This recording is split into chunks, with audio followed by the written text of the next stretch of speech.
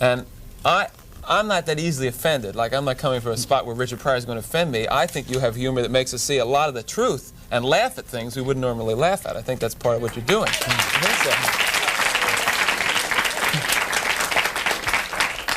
What do you think that these executives are afraid you're going to do to white America? Probably stop some racism. Stop racism? Yeah. They're probably afraid of that, because then people don't hate each other, then people start talking to each other, and then they start talking to each other, they find out who's the problem. Which is? Greedy people. Greedy people. I have a couple things I want to ask you.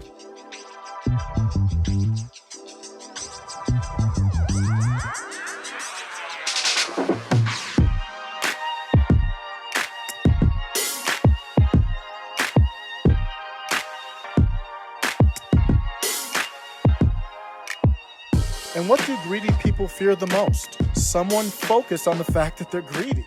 They don't like that.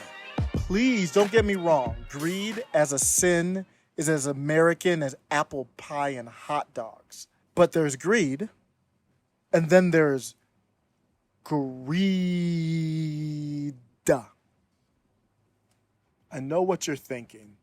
This video is called "We Are the Problem." I'm not greedy, so who is we? Give me a chance, stay till the end. I'll tell you who we are and why we are the problem. Back to greedy people. I wasn't taught this word in school. I'm mad about it. The word plutocracy. Plutocracy meaning a country or society governed by the wealthy. Now that I think about it, I'm not surprised I didn't get taught this word in school. Remember what greedy people don't like. Someone focused on the fact they are greedy. So I could imagine what the school lesson would look like. I'm trying to picture someone like Alexandria Ocasio-Cortez teaching me in 5th grade what a plutocracy was like. Let's play a lightning round game. I'm going to be the bad guy, which I'm sure half the room would agree with anyway. And I want to get away with as much bad things as possible, ideally to enrich myself and advance my interest, even if that means putting my interests ahead of the American people. So, Mrs. Hobart Flynn. Oh, and by the way, I have enlisted all of you as my co-conspirators. So you're going to help me legally get away with all of this. So, Mrs. Hobart Flynn, I want to run. If I want to run a campaign that is entirely funded by corporate political action committees, is there anything that legally prevents me from doing that? No.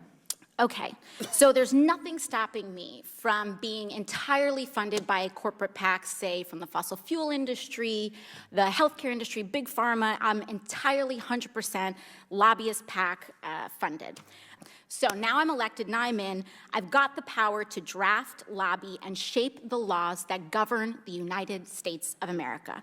Are there any limits on the laws that I can write or influence based on the special interest funds that I accepted to finance my campaign and get me elected in the first place? There's no limit. So there's none. So I can be totally funded by oil and gas. I can be totally funded by big pharma, come in, write big pharma laws, and there's no limits to that whatsoever. That's right.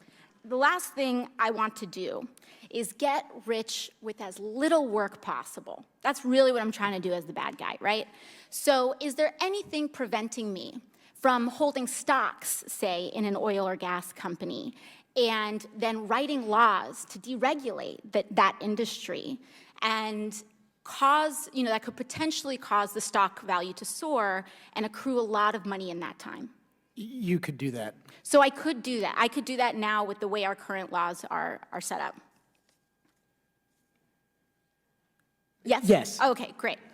Okay, is it possible that any elements of this story apply to our current government and our current public servants right now?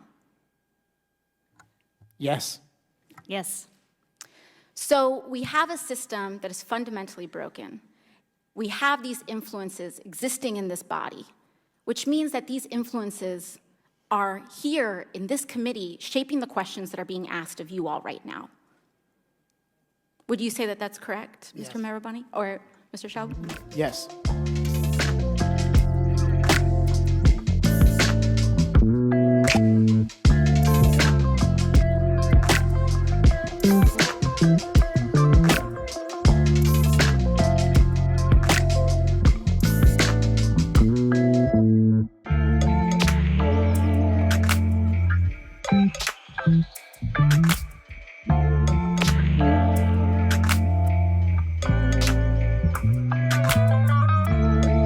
Fury on the streets, Black Lives Matter and Blue Lives Matter protesters square off, protesters punch, flags burn, and it culminates with a violent confrontation with police. So they keep people separated, and that keeps them from thinking about the real problem. That's as simple as I see it. Probably it's not that simple, but Now, all right. That's my reaction every time I watch that clip. These same politicians pit us against each other, red team versus blue team, as a distraction away from the games they play with our lives, all in the name of greed.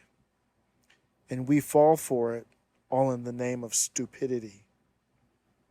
We as Republicans don't acknowledge the pain some Democrats have.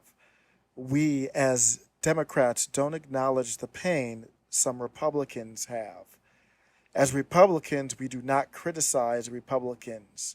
As Democrats, we do not criticize Democrat politicians. Does this sound like a healthy relationship? In the end, we aren't independent thinkers. We call all lives racist. We call blue lives insensitive. We call black lives reverse racism. Our ignorance provides cover for politicians on both sides to take advantage of us. We're not living up to our end of the bargain. In the end, who holds them accountable? We do. We are not living up to our end of the bargain, so we are the problem. I started this channel stuck in the middle so I wouldn't be a part of the problem.